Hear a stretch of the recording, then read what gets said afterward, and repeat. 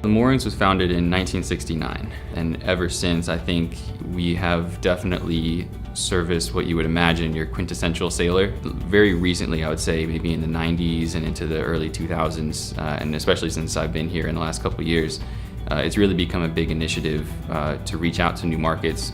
To get younger. Obviously, sailing is skewed towards an older demographic, which is not sustainable. So you want to always get younger as a business and have your client base get younger as well, but then also reach out to new cultural and racial markets as well. The Moorings Sun Sail came to me and asked me to help them bring my friends and acquaintances that were African American to the sport of sailing. And what I've been trying to do is to formalize that program with the Moorings, and have had some really good successes. Our multicultural initiatives surround two groups in particular. So African Americans within the US, as well as Latin Americans both in the US and in Central and South America. As a charter company, we're kind of in a unique position to be that first touch point of the sailing industry to new markets. I guess there's not really the commitment of having to buy a boat and realize it's not for you. You can just take a week-long vacation, and for many, it's a life-changing experience. I do know that in this country, African Americans account for roughly 13 to 14% of the population. But in terms of active sailors that are of African American, I would say you're not even scratching 1%. People who are in this industry of sailing, most likely they were born with it, or they had someone, a friend or a family, that had access to a boat. So at a young age, you were exposed to it, and then as time goes on, your interest grows to a point where you probably want to have a boat of your own. To me, I think the first initial step is we have to cultivate the market, cultivate the level of interest and exposure to what we're all about. That to me is almost like a baseball team. Yeah, I love baseball, and I know that to be a successful baseball team, you need to have a prosperous farm system so that the future prospects can become your today major leaguers. The same thing goes with sailing. You need to come up with a farm league of potential future sailors. May they be African American, may they be LGBT, or may they be of certain religious faith, whatever it may be, But you have to have that farm system in place by having these low barrier opportunities just to try it out. If you look at what other people are doing, the doctors, I forget what their flotilla is called, but I think they put together a flotilla of 70 boats.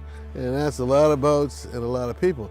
So I like to dream big, so I figured, hey, if they can do 70 boats of physicians, I can do 70 boats of African Americans, because my prospect base is a lot larger than theirs. Typically, the industry markets to white men 40 to 65, let's say. I market to everybody black. Come on this great vacation. So I've got this many people, and they've only got this many people. And I think that's working. Greater challenge getting black folks to go sailing, but again, a larger market. And I think that that over the past 19 years, we've proven that the concept does work. Captain Paul was able to reach out to us, and through our relationship with him, we were able to provide him our vessels to help promote that to the African American community. I think that has pretty much been the starting point. It then evolved into the Latin American market. We were seeing that there's a great deal of purchasing power and interest in those countries, such as Argentina, Chile, Peru. We've also expanded into the LGBT community, reaching out with them on flotillas, which we had a very successful one last year with the Gay Armada. Reaching out to new markets, it's all about the bottom line in the end.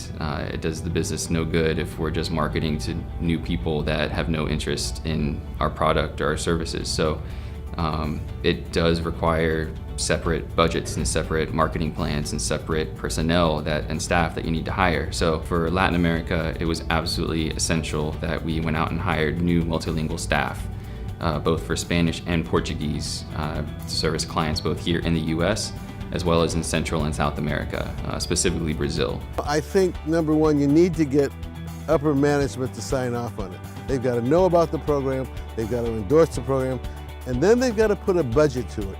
We are going to spend X dollars getting more black customers. Because unless you write it down on paper, unless you commit time and an executive's time to doing this thing, you know, it's not going to happen. What I'd like to see is everybody into sailing. But the way it must be done is that we have to cultivate first before we just start pushing the product to people. I don't want to come off as I'm trying to promote sailing just because you are black, sailing just because you are of the LGBT persuasion, sailing because you are Islamic or Christian or Jewish. Okay?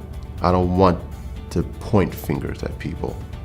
I want them to come this way, you know? So there's a delicate balance when it comes to multiculturalism, multicultural marketing, but not going too far to the extreme to where you're coming off as just separation, segregate, targeting, and nobody else. From a niche standpoint, we may have to do a better job in providing better messages that speaks to those markets. But that cannot be the end-all be-all. It has to be only the starting point. And as we further invest and further reach out to these communities, it is our hope that those touch points outside the circle will eventually become one. Because at the end of the day, all I really care about is that more people experience what it's like to be on a boat.